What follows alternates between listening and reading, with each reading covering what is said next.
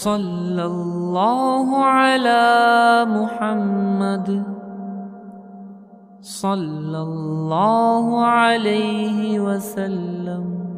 अस्सलामु अलैकुम वरहमतुल्लाहि वबरकातुहू। अल्हम्दुलिल्लाहि हम्दन कसीरन तय्यिबन मुबारकन फीह, अम्मा बाद। मेरे मोहतरम बुजुर्गों और दोस्तों, दुरूद शरीफ पढ़ लीजिए। अल्लाहुम्मा सल्ली अला मुहम्मद व अला आलि मुहम्मद कमा सल्लैतु अला इब्राहीम व अला आलि इब्राहीम इन्नका हमीदुम मजीद। अल्लाहुम्मा बारिक अला मुहम्मद व अला आलि मुहम्मद कमा बारकतु अला इब्राहीम व अला आलि इब्राहीम इन्नका हमीदुम मजीद। आज मैं आपके सामने एक ऐसे नबी का वाक़या पेश करने जा रहा हूँ जो अल्लाह का खलील था। हज़रत इब्राहीम नबीना अलैहि सलातु वस्सलाम, जिनकी बहुत बड़ी कुर्बानी है और जो जितनी कुर्बानी करेगा उसके बक़दर अल्लाह के यहाँ उसका मकाम होगा।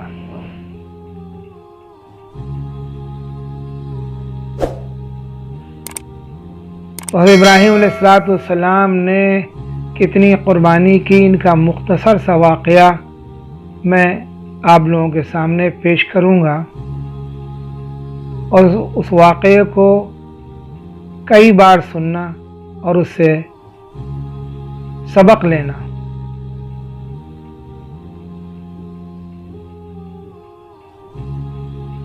मेरे मोहतरम बुजुर्गों और दोस्तों, कुरान पाक के अंदर तकरीबन 68 जगह हज़रत इब्राहीम अलैहिस्सलाम का जिक्र आया है।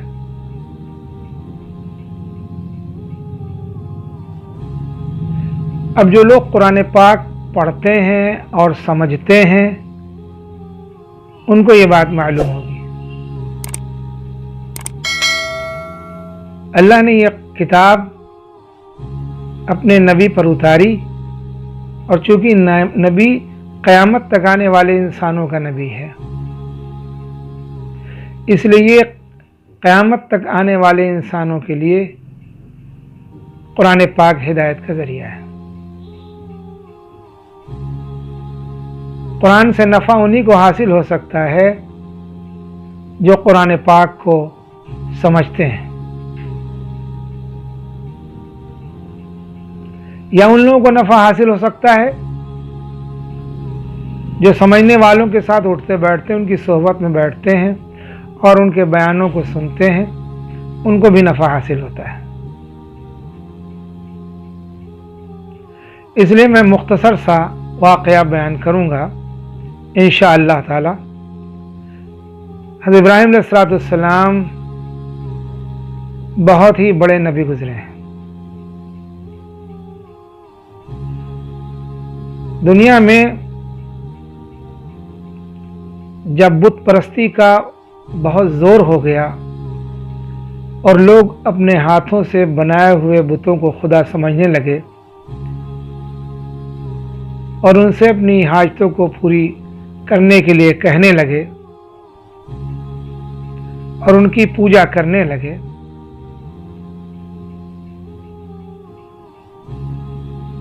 तो अल्लाह ताला ने हज़रत इब्राहीम अलैहिस्सलाम को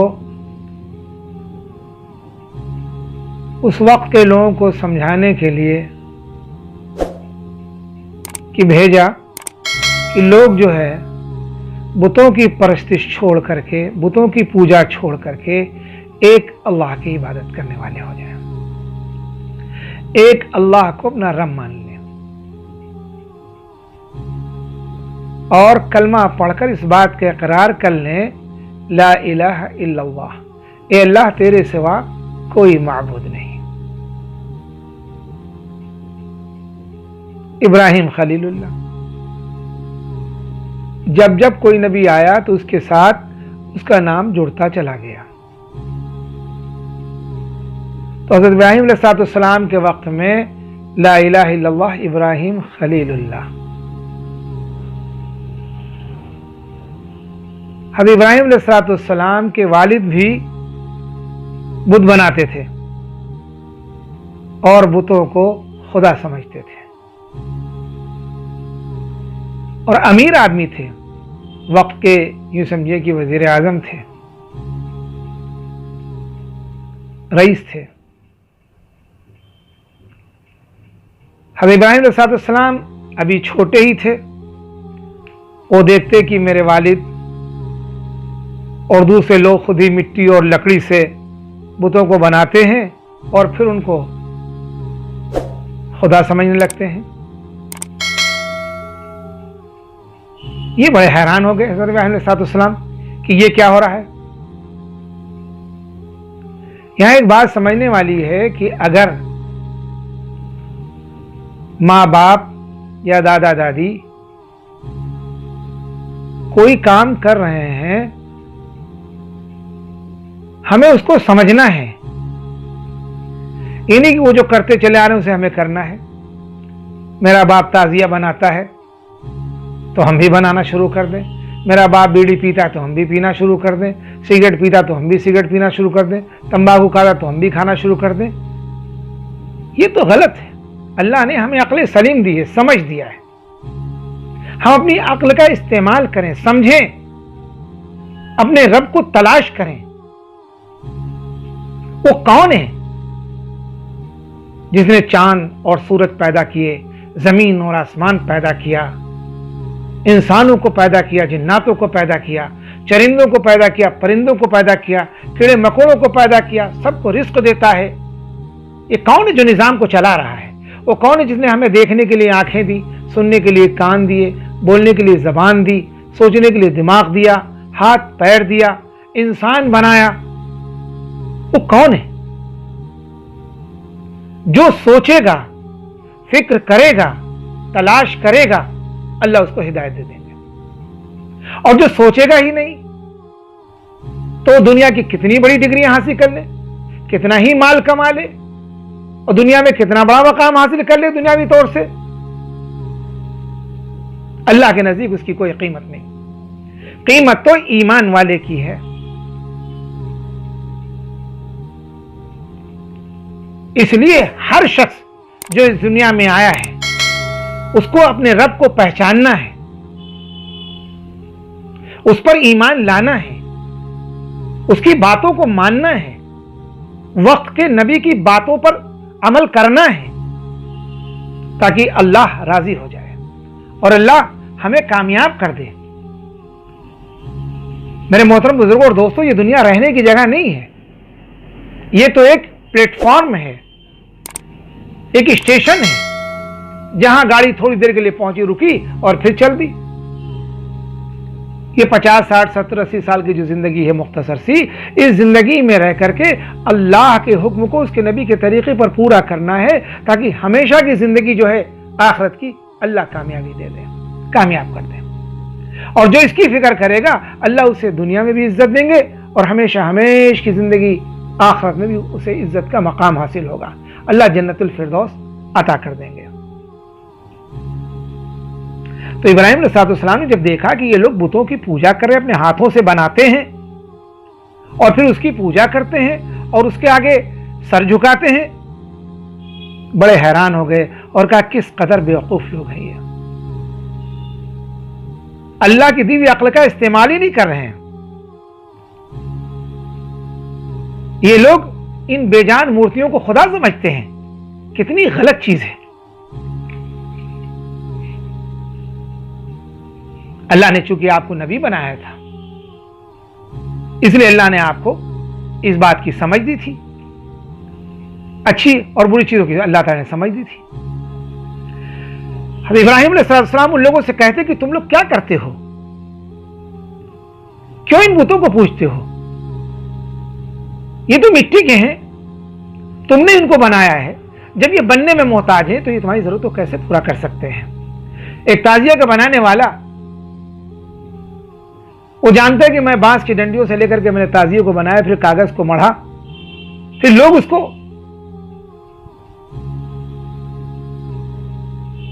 ये समझें कि हमारी जरूरत पूरी कर देगा।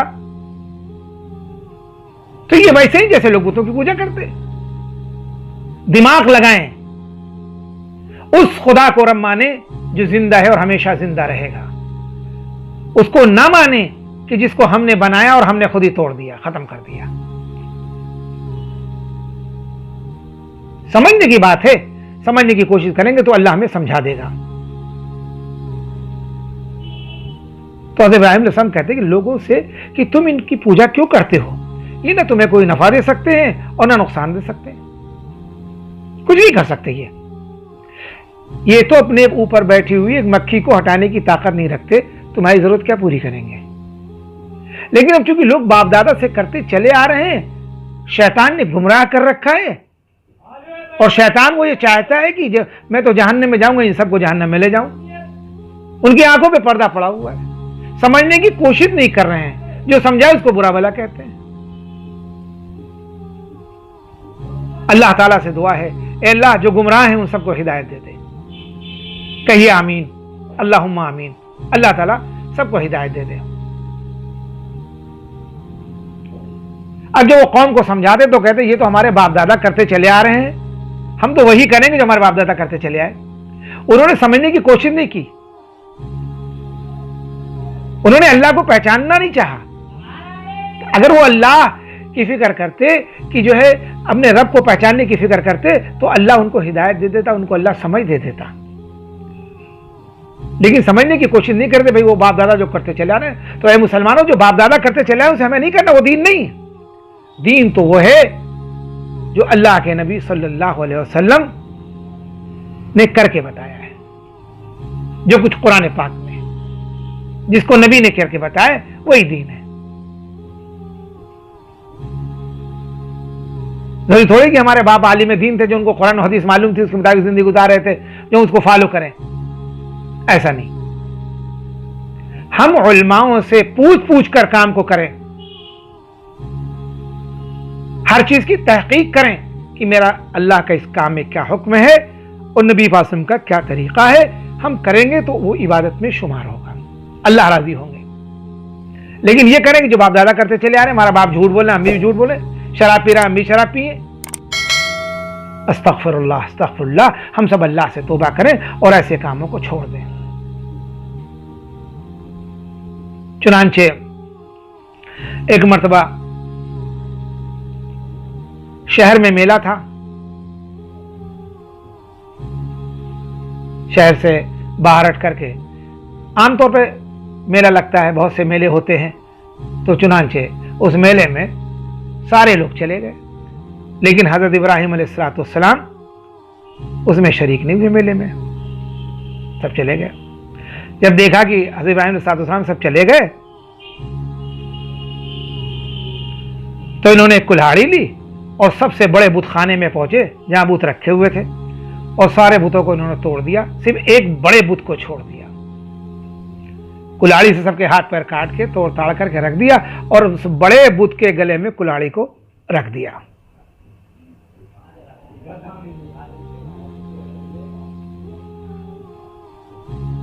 अब देखो गौर करिए, सर समझने की बात है। सब चले गए, ये रुक गए, और इन्होंने कुल्हाड़ी लेकर सारे बुतों को तोड़ दिया, उनके हाथ पैर तोड़ दिए, और जो सबसे बड़ा बुत था उसके गले में कुल्हाड़ी को रख दिया,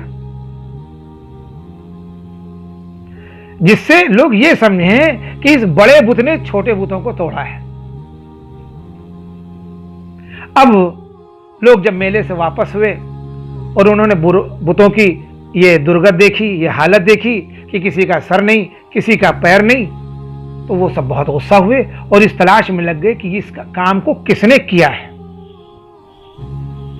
तलाश में पड़ गए कि ये हरकत किसकी है, और सबका तकरीबन शुबा ये हुआ कि यार सारे मेले में तो गए थे, क्या कोई ऐसा जो न गया हो।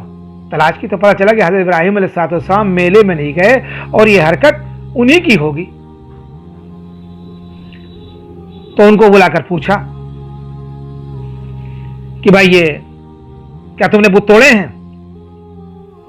हज़रत इब्राहीम अलैहिस्सलाम ने जवाब दिया कि मुझसे पूछने के बजाय अपने खुदाओं से पूछो जो तुम्हारे खुदा हैं, जिनको तुम पूछते हो उनसे पूछो कि किसने तोड़ा है।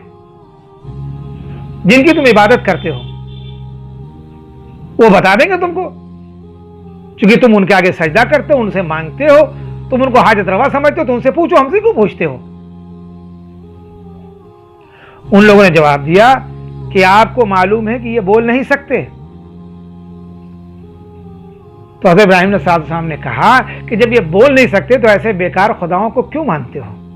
इनको खत्म करो और उसको खुदा मानो जो जिंदा और हमेशा जिंदा रहने वाला है।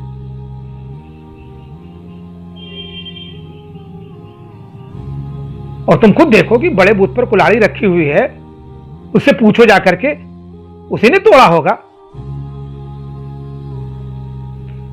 तो वो सारे के सारे लोग नाराज हो गए और जाकर के उनके बाप आज़र से शिकायत की कि तुम्हारा बेटा ऐसी गलत हरकत कर रहा है, उसको समझा लो वरना अच्छा नहीं होगा। उन लोगों ने समझने की कोशिश नहीं की। अगर समझने की कोशिश करते तो ये बात उनको समझ में आ जाती कि भाई देखिए, इतना बड़ा कुल्हाड़ा रखा हुआ है इसके गले में, जब ये अपने की हिफाजत नहीं कर सकता है तो ये हमारी हिफाजत क्या करेगा। लेकिन समझने की कोशिश नहीं की, बल्कि उनके बाप से जाकर शिकायत की कि इनको समझा लो। हज़रत इब्राहीम अलैहिस्सलाम ने अपने बाप को बहुत समझाया और उनको बुत परस्ती से मना किया कि मेरे बाप, जिन बुतों की तुम पूजा करते हो ये तुम्हें नफा नुकसान नहीं पहुंचा सकते हैं, तुम उस अल्लाह पर ईमान ले आओ। और मैं इस बात से डरता हूं मेरे वालिद साहब कि कहीं अल्लाह का अजाब ना आ जाओ, तुम लोग सब हलाक ना हो जाओ। इस बात पर उनके वालिद बहुत गुस्सा हो गए और उनका तुम घर से निकल जाओ, मैं तुम्हारी कोई बात सुनने नहीं चाहता, मैं तो तुम्हें संसार कर दूंगा, तुम्हें सख्त सजाएं दूंगा, तुम निकल जाओ घर से। चुनांचे उन्होंने अपने बाप को सलाम किया और जो है अपने घर को छोड़कर वहां से निकल गए। ईमान ऐसी चीज है जिसके अंदर ईमान रासिख हो गया, ईमान उतर गया, फिर वो सब कुछ छोड़ सकता है। मां को छोड़ सकता है, बाप को छोड़ सकता है, बच्चों को छोड़ सकता है, बीबी को छोड़ सकता है, शहर को छोड़ सकता है, लेकिन अपने रब को नहीं छोड़ सकता, क्योंकि उसका यकीन है रब मेरी हिफाजत करेगा और रब हमारी जरूरत को पूरी करेगा। मेरा अल्लाह मेरी जरूरत को पूरी करेगा, मेरे मसाइल को मेरा अल्लाह हल करेगा। इज्जत मेरे अल्लाह के हाथ में है, जिल्लत मेरे अल्लाह के हाथ में है, कामयाबी मेरे अल्लाह के हाथ में है, जिंदगी मेरे अल्लाह के हाथ में है, मौत मेरे अल्लाह के हाथ में है। सारी दुनिया के इंसान मिलकर किसी को मारना चाहें और अल्लाह उसको बचाना चाहे तो अल्लाह उसको बचाने पर कादिर है। फिरौन ने पूरी लश्कर के साथ हमला किया मूसा अलैहिस्सलाम की कौम को मारने के लिए, लेकिन अल्लाह ने बचाने का फैसला कर दिया, तो उसी समंदर में हज़रत मूसा अलैहिस्सलाम की कौम को पार कर दिया और उसी समंदर में फिरौन उसकी लश्कर को हलाक करके अल्लाह ने बता दिया। तो उन्हें बाप को छोड़ दिया, मां को छोड़ दिया, शहर को छोड़ दिया, सबको छोड़ दिया अल्लाह के लिए। तो जो अल्लाह के लिए छोड़ेगा अल्लाह उसे इज्जत देंगे, अल्लाह उसकी हिफाजत करेंगे। ये अल्लाह की सुन्नत है, ये अल्लाह का वादा है। हमसे कहा जाता भाई 3 दिन जमात में निकल लो, 40 दिन के लिए निकल लो। अरे भाई ये काम है मौली साहब, अरे इमाम साहब ये काम है, अमीर साहब मुझे ये काम है, अरे दुकान कौन देखे, दुनिया की चीजें। जब हम 3 दिन और 40 दिन और 4 महीने के लिए अपने कारोबार को नहीं छोड़ सकते, अपने बच्चों को नहीं छोड़ सकते अल्लाह के दिन को सीखने के लिए, तो अल्लाह इज्जत हमें कहां से देंगे। अरे भाई उलमाओं ने तो 8 साल सर्फ किए, 8 साल कुर्बानी दी, जब जाकर कुरान और हदीस का इल्म उन्होंने सीखा है। अरे तुम मदरसे में जाके आलिम नहीं बन सकते हो तो कम से कम अल्लाह के रास्ते में निकलकर थोड़े दिन के लिए कुछ तो सीख लो कम से कम। कोई आलिम नहीं बन जाओगे, लेकिन अल्लाह ताला दीन पे चलना तुम्हारे लिए आसान कर देंगे। ये बात समझाई जाती है, नहीं समझ में आई, अल्लाह ने लॉकडाउन कर दिया। 2 महीने से घर में पड़े हो, 3 महीने से पड़े हो घर के अंदर, कारोबार भी बंद, सब कुछ बंद। जिस मस्जिद की तरफ बुलाया जाता था खुदा ने उस मस्जिद को भी बंद कर दिया। बात समझ में आनी चाहिए, हमारे बात समझ में आनी चाहिए। जब भी कोई अल्लाह की बातें करे, अल्लाह और उसके रसूल की बातें करे और अल्लाह के घर की तरफ बुलाए तो सब कुछ छोड़कर उसकी तरफ जाने की कोशिश करो। इसलिए मुअज्जिन कहता है हय्या अला सलाह, आओ नमाज की तरफ। ईमान वाला अपनी दुकानों को छोड़ेगा, अपने बीवी बच्चों को छोड़ेगा, अपने माँ बाप को छोड़ेगा, अपने कारोबार को छोड़ेगा और छोड़कर अल्लाह के घर की तरफ चल देगा। लेकिन जिस पर दुनिया गालिब होगी, जो शैतान की इत्तिबा कर रहा होगा, शैतान के कहने में चल रहा होगा, वो नहीं जा सकेगा और वही जहन्नम में जाएगा। तो इब्राहिम अलैहिस्सलाम ने समझाया और जब बात समझ में नहीं आई और देखा कि जुल्म करेंगे हमारे ऊपर, उन्हें छोड़ दिया सबको। ईमान की फिक्र की, ईमान बचाया। तो जो उस वक्त का बादशाह था नमरूद, बहुत बड़ा जालिम बादशाह था, वो भी बुत परस्त था। जब उसको इन बातों का पता चला कि आजर का बेटा इब्राहिम लोगों को बुतों की पूजा से मना करता है और एक खुदा की दावत देता है, एक अल्लाह की दावत दे रहा है, तो उसने हज़रत इब्राहिम अलैहिस्सलाम को अपने दरबार में तलब किया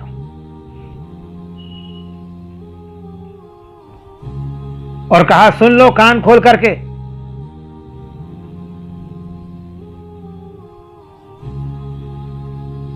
बहुत सख्त सजा दूंगा। इब्राहिम अलैहिस्सलाम चूंकि उनका ईमान बना हुआ था, बच्चे थे, लेकिन अल्लाह की तरफ से उनके लिए कामिल ईमान मौजूद था। वो किसी से नहीं डरते थे कि ये बादशाह है और ये वजीर है और ये कौन है, किसी से कोई डर नहीं। और हदीस कुदसी है, ऐ इब्ने आदम तू मुझसे डर, सारी मखलूक तुझसे डरेगी, और अगर तू मुझसे नहीं डरेगा तो सारी मखलूक का डर तेरे दिल में डाल दूंगा। सुन लो, तो जो अल्लाह से डरेगा वो किसी से नहीं डरने वाला है, और जो अल्लाह से डरेगा वो न कभी नमाज छोड़ेगा, न कभी कुरान की तिलावत छोड़ेगा, न कभी वो झूठ बोलेगा, न कभी वो बेईमानी करेगा, न कभी वो दूध में पानी मिलाएगा, न कभी वो गले में पत्थर मिलाएगा, न कभी वो गलत काम करेगा, न कभी वो झूठी गवाही देगा, न वो अपने माँ बाप को जलील करेगा, न वो अपने पड़ोसियों के साथ जो है गलत काम करेगा। अल्लाह और उसके रसूल पर जिंदगी गुजारेगा, उसके तरीके पर, और अल्लाह की मदद उसके साथ होगी।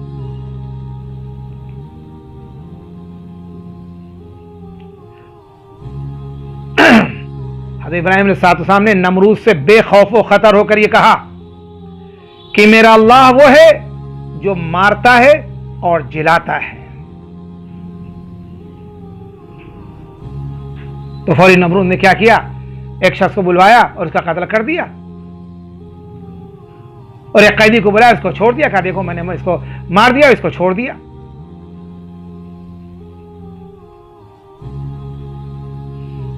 एक बेगुनाह को कत्ल कर दिया और एक कैदी को छोड़ दिया। लेकिन ये दुनिया के चोचले, ईमान वाला इन चीजों से मुतासिर नहीं होता। हज़रत इब्राहिम अलैहिस्सलाम इससे मुतासिर नहीं हुए। नमरूद ने कहा, आप बताओ मैंने किया कि नहीं किया जो तुम कह रहे हो? मेरे और तुम्हारे अल्लाह के दरमियान क्या फर्क है? उसने ऐसा कहा। हज़रत इब्राहिम अलैहिस्सलाम ने कहा कि मेरा रब वो है जो हर रोज सूरज को मशरिक से निकालता है, पूरब से निकालता है, और पश्चिम की तरफ, मगरिब की तरफ गुरूब करता है।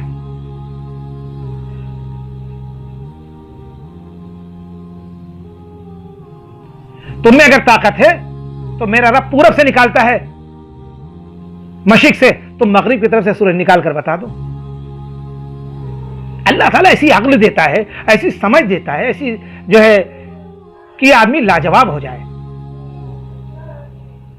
अब इस सवाल से नमरूद लाजवाब है, उसको कोई जवाब ही नहीं, क्या जवाब देता? ना उसके लिए कुव्वत और ताकत है, वो तो मखलूक है, मखलूक है वो तो। फौरी हुक्म दिया उसने गुस्से में आकर के कि इब्राहिम को जिंदा जला दिया जाए, कैद कर को जिंदा जला दिया जाए। और चुनांचे उसने हुक्म दिया तमाम गवर्नरों को बहुत सी लकड़ियां को इकट्ठा किया जाए और उन्हें आग लगाई गई। और जब आग तेजी से भड़क उठी तो उसके शोले जब आसमान की बुलंदियों तक जाने लगे कि जिसमें बताते हैं कि परिंदे फ्राई होने लगे, इतनी तेज आग थी, बुलंद आसमान की बुलंदियों तक शोले उसके जा रहे थे, ऐसी आग जलाई इसने। और उसमें उठा के हज़रत इब्राहीम अलैहिस्सलाम को फेंक दिया। हालांकि जब फेंके जाने लगा तो हज़रत जिब्रील हम तशरीफ लाए और कहने लगे, ए इब्राहीम क्या मैं तुम्हारी मदद करूं? देखिए यकीन, देखिए क्या यकीन है। कहे जिब्रील मेरे अल्लाह ने तुम्हें भेजे, तुम खुद आए हो। कहा मैं तो नबियों के लिए आया करता हूं इसलिए मैं आया हूं। कहा मुझे तुम्हारी कोई जरूरत नहीं। अगर मेरा अल्लाह बचाना चाहे तो वो इब्राहिम को बचाने पर कादिर है, और अगर मेरा अल्लाह चाहता है इब्राहिम जल जाए तो इब्राहिम जलने को तैयार है। सुभान अल्लाह, हस्बुनल्लाहु निअमल वकील। क्या यकीन था। अल्लाहु अकबर कबीरा। गौर करो ऐ मुसलमानों, हम लोग भी ईमान की मेहनत करें और अपने ईमान की हिफाजत करें, सच बोलें, हलाल खाएं, नमाजों को वक्त पर अदा करें, हर नमाज को आखिरी नमाज जानकर पढ़ें। जैसे नबी लोगों को अल्लाह की तरफ बुलाता था, समझाता था, हम भी लोगों को बतलाएं, अल्लाह की तरफ बुलाएं, उनको दावत दें। अभी तो दावत तबलीग के जरिए से सिर्फ मुसलमानों को बेदार किया जा रहा है, जो गफलत में पड़े हुए मुसलमान, जो नाम के मुसलमान हैं, दुनिया के रजिस्टर पर मुसलमान उनका नाम लिखा हुआ है, अल्लाह ही बेहतर समझे, अजान सुनते नहीं आते, हर बुराई में मुलविस पाए जा रहे हैं। अल्लाह माफ करे, अल्लाह माफ करे। बड़ा अफसोस होता है मुसलमानों को देखकर, बड़ा अफसोस होता है। उफ़ो, कोरोना जैसी बीमारी खतरनाक कि पूरी दुनिया जिसमें हिली जा रही है, अल्लाह का अजाब, लॉकडाउन, और ऐसे में भी मुसलमान शराब पीता है, नमाज नहीं पढ़ता है। अफसोस की बात है, अफसोस की बात है, अफसोस की बात है। चंद दिन पहले इन आंखों ने देखा मुसलमानों को इस हालत में जो शराब की हालत में थे। ऐसा लगा जमीन फट जाएगी और अभी ये धंस जाएंगे, कहीं अजाब ना आ जाए अल्लाह का। इन मुसलमानों को कौन समझाएगा कि कोरोना जैसा अजाब, पूरी दुनिया परेशान हाल है, पूरे मुल्क परेशान हाल है, कितने लोग दुनिया से मर के जा रहे हैं बीमारी के अंदर, लॉकडाउन है, कारोबार बंद है, सब कुछ बंद है, इसके बावजूद वो अपनी इस गंदी आदत को नहीं छोड़ रहे हैं। इनको कौन समझाएगा भाई? क्या कोई नबी आएगा? अब कोई कयामत तक नबी नहीं आएगा। हमारे नबी आखिरी नबी थे। अब हर कलमा पढ़ने वाला जिसने कलमा पढ़ा है उसके ऊपर जिम्मेदारी है कि नबी वाला काम खुद करे, लोगों के पास जाए, उनसे मुलाकातें करे, उनको समझाए, उनको मिन्नत समाजत करके मस्जिद में लेकर के आए। अभी तो लॉकडाउन है, मस्जिद में जाना भी मना है, मस्जिदें बंद हैं। अपने घरों में अल्लाह की इबादत करें, अल्लाह का खौफ दिल में पैदा करें, बुराई से बचें, नेकी के कामों को करें, ताकि अल्लाह परेशानी से नजात दे। चुनांचे इब्राहीम अलैहिस्सलाम को नमरूद जालिम बादशाह ने आग में डाल दिया। सुभान अल्लाह। अब दुनिया के तो सब यही समझ रहे हैं कि भी जल के राख हो जाएंगे, लेकिन कुर्बान जाऊं अल्लाह पर, वो अल्लाह जो इस कायनात का खालिक और मालिक है, जल्ल जलालहू, ला इलाहा इल्लल्लाह मुहम्मदुर रसूलुल्लाह। अल्लाह डायरेक्ट अल्लाह ने हुक्म दिया को, या ना रुकूनी बर्दो सलाम अला इब्राहिम, आग मेरे इब्राहिम के लिए सलामती बन जा, न इतनी ठंडी बन कि वो बर्फ हो जाए और न इतनी गर्म रहे कि वो जल जाए। और अल्लाह ने उस आग को बाग बना दिया। सुभान अल्लाह, सुभान अल्लाह, सुभान अल्लाह, सुभान अल्लाह। अल्लाह ने अपने हुक्म से उस आग को ठंडी कर दिया। डायरेक्ट अल्लाह ने आग को हुक्म दे दिया। अल्लाह अकबर। और हज़रत इब्राहीम अलैहिस्सलाम को आग से कोई किसी किस्म की तकलीफ नहीं पहुंची, एक बाल भी नहीं जला।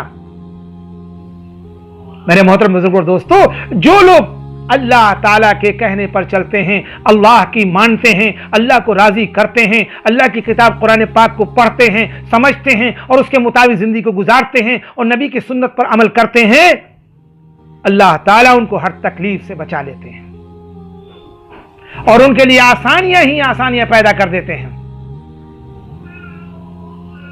और जो लोग अल्लाह का कहना नहीं मानते, उनके लिए इस दुनिया में भी मुश्किल हुए और मरने के बाद तो हमेशा जहन्नम है।